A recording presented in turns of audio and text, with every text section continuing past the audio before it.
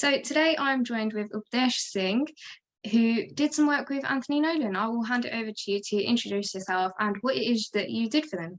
Hi, thank you for having me on. So I'm Updesh Singh, part-time filmmaker, and in 2019, July 2019, I was lucky enough to donate some stem cells, bone marrow to someone who needed it for, I believe it was leukemia. They had leukemia, so I was able to donate some of my bone marrow to help their recovery. Okay, so briefly talk to us. What is Anthony Nolan? Yeah, so Anthony Nolan is actually a charity that essentially it reaches out to people to sign up to a register, and essentially strangers, and gets people who have certain diseases. Like I think leukemia is like a really big one, like blood cancer, but there are other conditions that also get treated with this, like genetic diseases as well.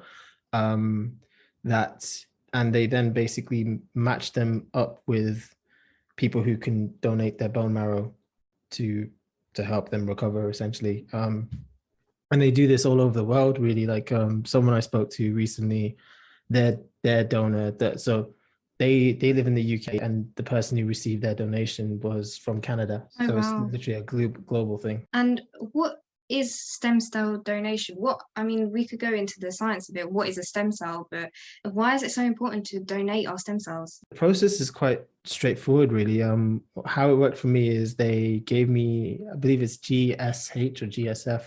I can't remember what the actual like injection was, but over the course of 3 days before my donation, they gave me these injections that essentially made my body release the bone marrow into my bloodstream. And then on the day of the donation, they basically just got me in to, I believe it was KCL Hospital in London, King's College, I think it was, where they just hooked me up to this machine, which then took the blood out of my body, separated the bone marrow from the blood, and then put the blood back into my body. So I wasn't donating any blood, just the bone marrow. And that's one of the ways that you can do it. The other way you can do it is that they put you under and extract it from your spine. But for me, this was just a process of like, I think I was there for like, hooked up to this machine for like 5 hours and just watching TV, just chilled. It was chill enough to watch TV, no pain. No, and I actually probably was one of the fewer cases where I had some issues because I'm a problem child since childhood. Okay. But like it was just like, I got a little bit drowsy, but that's because I have naturally low blood pressure. And they kept pumping me full of fluids, which, sorry for the crudeness of this, but really made me need to wee. Right, okay. And when I asked them to, like, just give me a break so I could go to the bathroom, they drew the curtain. And I was like, yep, I'll just wait until the donation's finished because I'm not doing that. I'm not peeing into this bottle. And it was actually fine most throughout. They provide you with lunch and everything. And then after the donation, someone came by and like gave me a lifetime gym membership to something active. It's unfortunate because this gym isn't anywhere near where I live, but I have a lifetime access to it, so I can go swimming there whenever I want. They have loads of different branches all over the country, but then she also gave me a t-shirt, and it was really cool because like everybody was like, oh, well done, you've done this, you've saved someone's life. But like when you're doing it, you don't actually grasp the gravity of it. Like you are quite literally, like the recovery rate is like over 90% that I was told. So like it's some ridiculous stuff, and like it's very simple, straightforward process, like I said. And even if you are one of the few that has issues, they're not very serious. So like, it's relatively painless process to donate. Did something push you to end up donating your stem cells? There was a kid. It was an Asian kid, and I remember there was an advert, a whole campaign for them back in like, this is going back to when I was at university. I don't want to give away my age here, but this was like back in 2014, first year of university. And I just remember it was a Punjabi kid who needed a donation. And one of the adverts was basically just talking about how people from ethnic minority communities don't actually sign up, or like there's not enough donors. So, I mean, one of the facts that they gave was something like what was it? So patients who are white have like a 72% chance of finding a donor match from an unrelated donor, so like person who's not related to them in terms of like family wise. But this drops to well below like 40% for people from minority ethnic backgrounds, and that includes us. And I guess for me, it was just a simple matter of it doesn't take much to just sign up, because realistically, it's very rare that you'll probably get called up anyway. Like a lot of my friends signed up, and I don't think any of them have been called up. But it's just about being there just in case, because when you do sign up, you could potentially save someone's life. How long ago was yours? 2019, so that's Okay. 3 years ago, I think. And how have you found the recovery since? Has it been okay? I recovered pretty much on the day. We went Nando's after. It was fine. Yeah, like it was. That's how you know when it finishes a Nando's trip. You just know everything went fine. Yeah. We went for a big munch. Yeah, no, it was really cool because like, funnily enough, they were willing to do a lot. So like, they were willing to cover loss of earnings. They were willing to cover travel. They were willing to cover the hotel. So all of these things, like, if you had to take time off and you don't get paid for it, they'll pay you your day rates. Up to 2 days, I think, and then they're willing to cover the hotel stay. And it wasn't even like a shabby hotel; it was like a nice hotel as well. So like they do pull out a lot of the stops to make sure that you're absolutely comfortable and your needs are taken care of while doing this. So it's kind of like a little bit of a holiday, right? Yeah, in that sense. it's a nice way to put it. Yeah, a free trip to London. When London's not cheap either, so Exactly. You can go to London, you breathe, and you've already spent 50 quid just to breathe the air, just to breathe some pollution. Yeah. What diseases does stem cell research, donation, and registering to be a stem cell donor tackle? I'm only really aware of leukemia, really. Like that's the main one that I'm aware of, and I believe that's the most common form of cancer in children. So like you can imagine that if you're a parent, especially from like a parent like from one of our communities, and your kid gets this horrible condition, you'd want every single possibility of having the kid to get the best treatment possible. And that means more people signing up, more people from different backgrounds signing up, because it is tied to ethnicity, because people who are ethnically from the same backgrounds are more genetically matches with each other. So you couldn't necessarily donate to someone from like Spain, for example, because genetically you wouldn't match up with them, but someone from like Punjab, East Punjab, West Punjab, or maybe even Kashmir, you'd be fine. And do you know who you donated to, or have you been in touch with someone that you've donated to? So this was actually one of the questions they asked, like, would I be able to do? And I said yes, but like only if the other person was comfortable. I didn't want to make their recovery about me, and I didn't want them to feel like, oh, they owed me anything. So like if they were cool, and if they are cool, I'm happy to meet up with them whenever. I think there is a lot of regulation around it. So like, I think sometimes you have to wait 2 years before you can know who you've donated to. So to answer your question, no, I have no idea who I donated to. So like, wow. Yeah. To be fair, until I got asked to do this podcast and like, started like getting like, emails from like Anthony Nolan and stuff again, I actually forgot I even did it, to be honest. So like, yeah, it's just one of those things where like, I'd be happy to meet up with them, and I'd be happy to like, see how they're getting on. But again, it's only if they're comfortable. Yeah, of course. And I was about to follow that up with like, how has this impacted people's lives? Obviously you're still waiting for your story because you haven't met the person yet, but do you have, have other people told you about their experiences and how it's impacted their lives?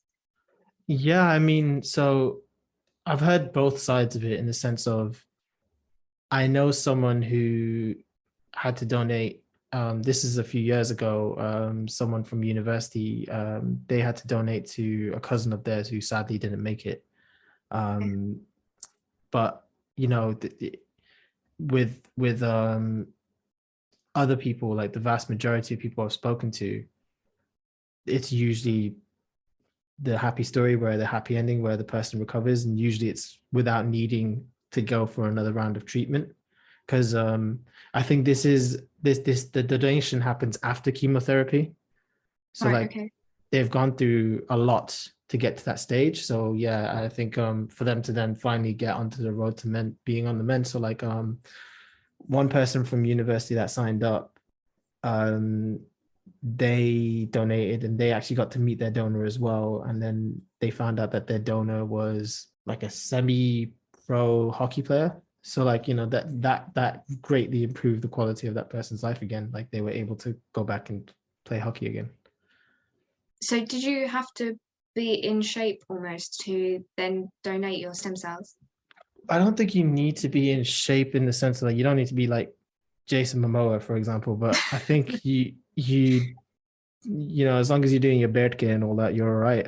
It's I think you have to be in like general health, like generally good health.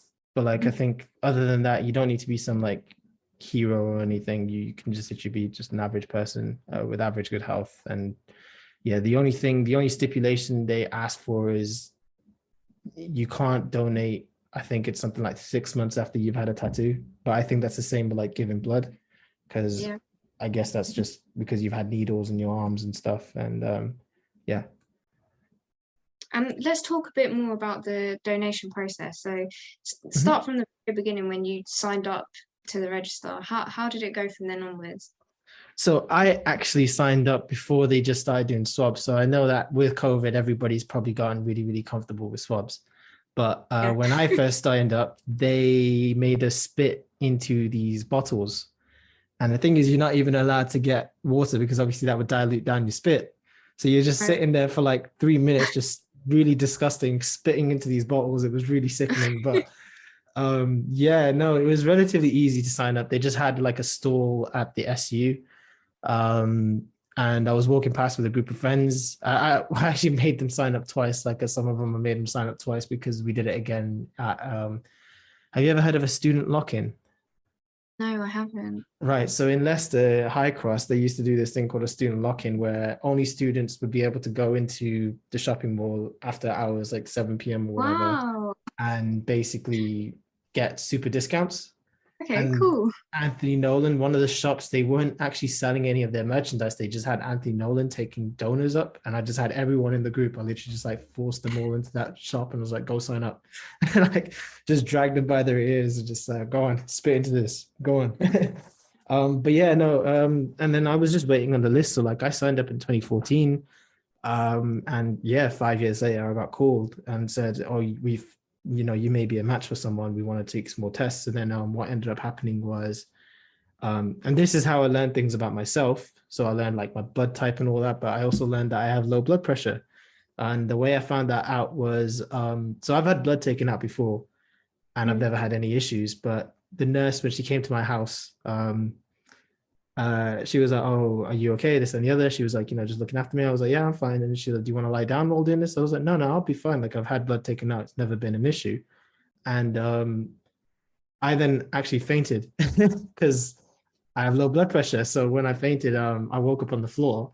And she obviously had like, put me on the floor and had her head and like handed on my head to make sure I didn't whack my head or anything.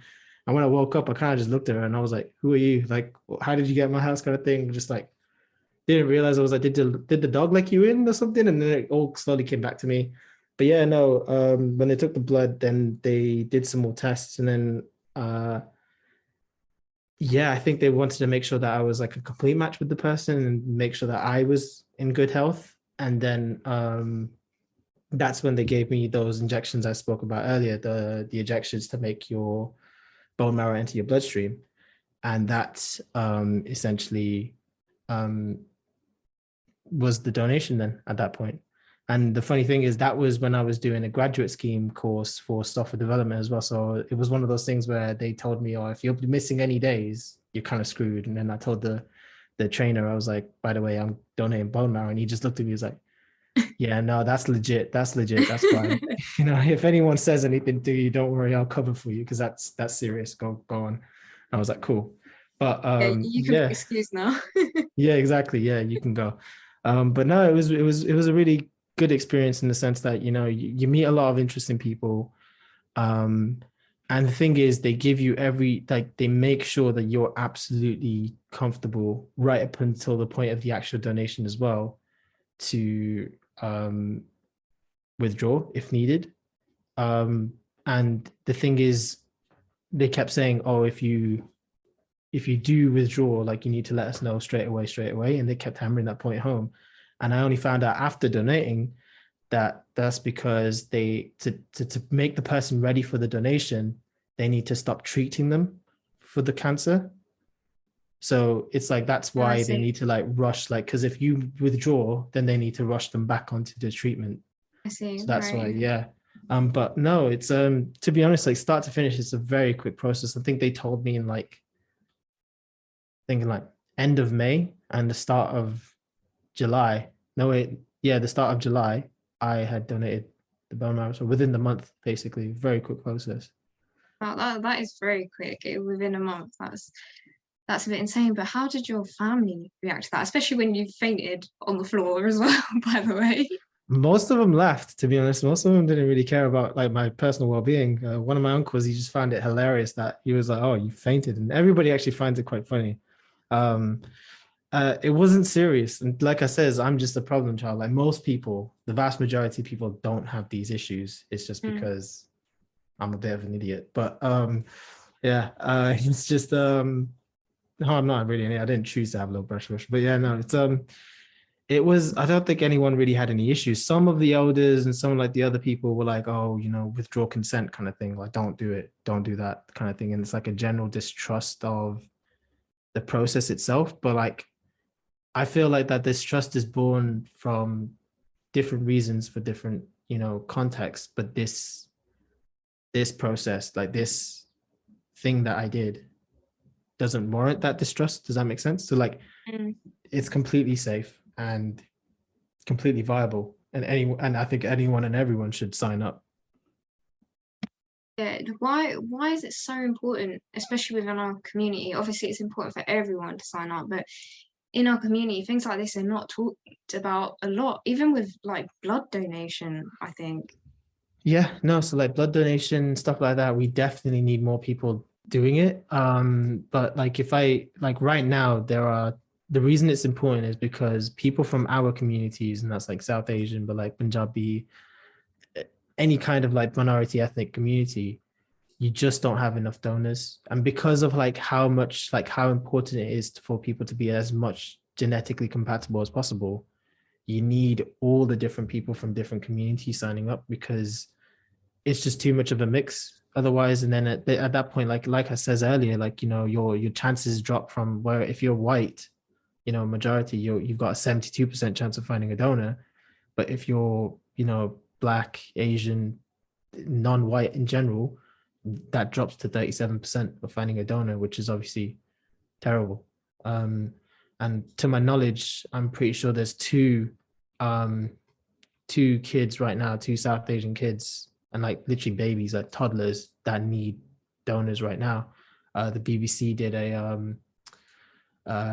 an article about it. So there's one Pakistani kid, and they're calling for like these like articles, they call for people from the community to sign up. So like, because like I said, the recovery rate is just high, like it's really effective. And like I says, you're most likely going to save this person's life. So it's definitely worth your time. I think that's what it is. It's the fear of like the unknown. So not knowing what happens during the process, after the process, you know, and especially things like this, which are very taboo in our community. We don't really talk about, you know, donating as such, but being so I'll be sick, honest, sorry to interrupt you. no, I'll go be for honest, the Anthony Nolan team, they really do make you feel as though, and it's because they do feel this way, your health is just as important as the person receiving your donation.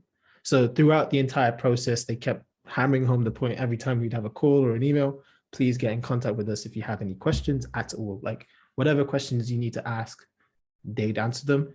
Whatever you feel like you need in terms of like, you know, specific accommodations. Like this is going to sound silly when they says, oh, you know, when the nurse comes out, do you guys need us to make any specific accommodations? And I said, well, I have a big dog, so I would prefer not to have to put him out or away. Can you bring someone in who's comfortable with dogs? And both times it says, yeah, we'll find someone who's very comfortable with dogs. But sorry, you were saying something about the Sikh community. Yeah, I was gonna say, as a Sikh, we're taught to do seva and to give back, but I think because there's so much noise and roar almost from like our community and that's higher, that let's talk about the Punjabi community or South Asian community, Mhm. where we all just think this is like a no-go, like, nah, Yeah. you should be doing things like this. As a Sikh, you stand there and you think, actually, this is what we've been taught to do, that this is why we're here. We should be doing things as such and doing this seva to help other people. So has Sikhi impacted your experience with all Yeah, I the mean, donations and everything? 100%. I saw this as part of my daswand. Daswand isn't just money, it's time, it's everything, right? Mm, It's your energy, it's you as a person. And when you get called up to give your head, it's given in different ways, in different contexts. And when you're performing seva, it can always manifest in different ways. And like I said, it's not just one size fits all. I think from our community, and this is probably a bit of a dig, but I feel like in the diaspora, we've become very complacent and we'll give our that's one to the Godura Golok and that's it. That's all we really do. But like in terms of like the wider community services and all that, and that we used to do, back in the day, you don't see it as much. You don't see it. And that's not like, oh, we should take more responsibility, because obviously times are hard. And like, social change doesn't just happen overnight. We need it. It's a long, steady process, but we have all the tools given by the gurus already. And that was, I think, my relationship with Sikhi was probably the main reason why I signed up in the first place, because obviously Sikhi always talks about giving, but I just saw this as something as like the bare minimum. Like all you were doing was literally just signing some forms and spitting in a bottle. Well, now this time you'd be swabbing, and that's it. And since COVID, everybody is now used to swabs, so you're all good, and it's not that intensive. You're not putting it up your nose or anything. It's just on your gums, so you don't even need to put it like all the way back your mouth. So like, yeah, you're not. It doesn't like it sounds like such a big thing, but it actually isn't. And the mm. thing is that the result of it is potentially saving someone's life, which is everything, right? Like you're not changing the world, but you are changing someone's world. And do you think your love for Sikhi has grown since doing what you did, which was absolutely incredible? I actually, I'll be honest with you, I actually don't see this as something that's completely far out there in terms of like incredible active server. I just see it as the bare minimum. So whenever people would say, oh, you've done something incredible, it kind of grates on me a little bit, because I'm like, I didn't do anything, right? Like I just signed up and then sat in a bed for 4 hours. That's it, right? Mm. The incredible thing is, and I guess that's the nature of it. That's just me. But we do need more people to make that decision to just say, yeah, it's not that big of a deal. And in the sense of signing up, but then it's a big deal in terms of the impact. So yeah, I guess to an extent, to answer your question, because I just digressed there a little bit. Yeah, no, it is kind of, I guess my relationship with Sikhi has grown because I do kind of see this as an active server, like a physical manifestation of the stuff we like profess, right? So like it's like we talk a big game, and now you're actually walking the walk.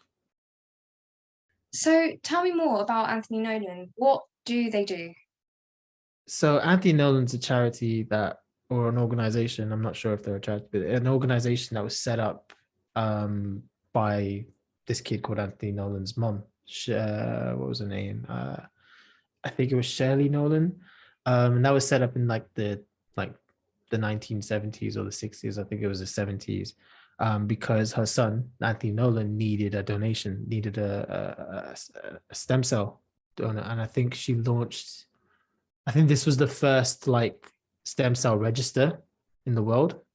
So like it was kind of like new ground as well. Like they were groundbreaking, they were pioneering uncharted territories in terms of like doing this. And since then, like the legacy of it has just been making connections between people who need the help, like, in terms of the treatment, and people who are willing to give.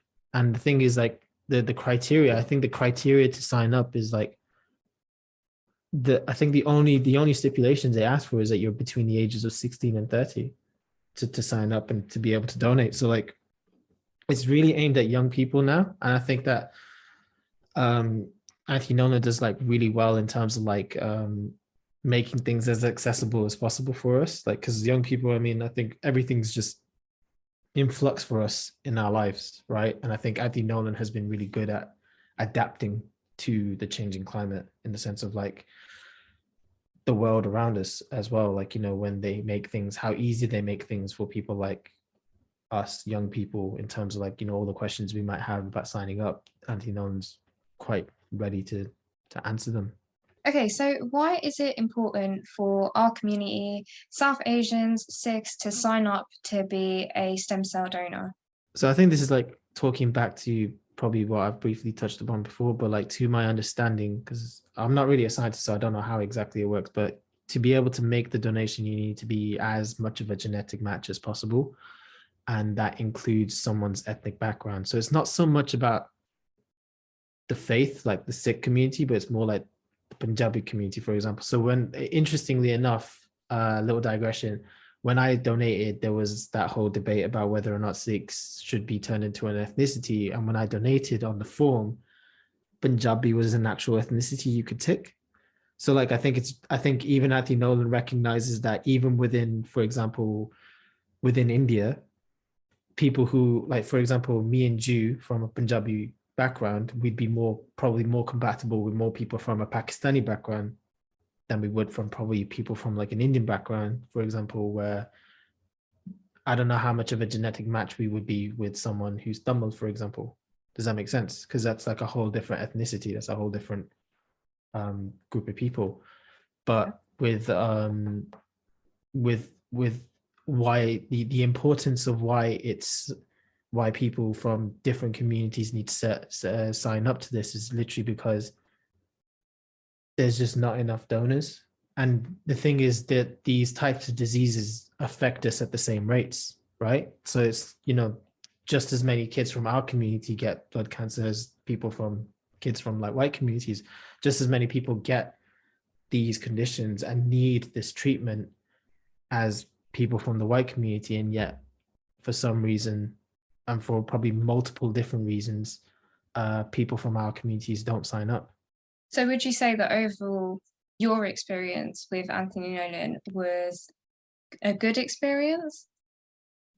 I won't lie. I think my experience with Anthony Nolan was actually kind of great. It was a really great experience in the sense of they catered to me however they could and kind of made the process as painless as possible, right? Like there was little to no expectation to being put upon me other than just turning up when they asked me to. Does that make sense? So just hopping on a train and heading down. So yeah, in terms of the experience itself with Anthony Nolan, I think it's been overly positive. I would be very surprised if I came across anyone who said they had a negative experience with them. And that's just because my experience was that good. Like, and that's just an assumption. Like, I feel like this is how they would treat anyone that's on the donor list. Because at the end of the day, their goal is to make sure that everyone involved gets through this. Does that make sense? And like, there's no issues caused by this. So when people say, "Oh, are there any like risks to donating?" I'm like, to my knowledge, no. And like, because like I says, I'm one of the more problematic cases because of my own like health issues or whatever. But I managed to do it relatively fine, like without so many issues. I feel like if you're the average person who doesn't have the same kind of like body conditions as me, you'd be absolutely fine. And I feel like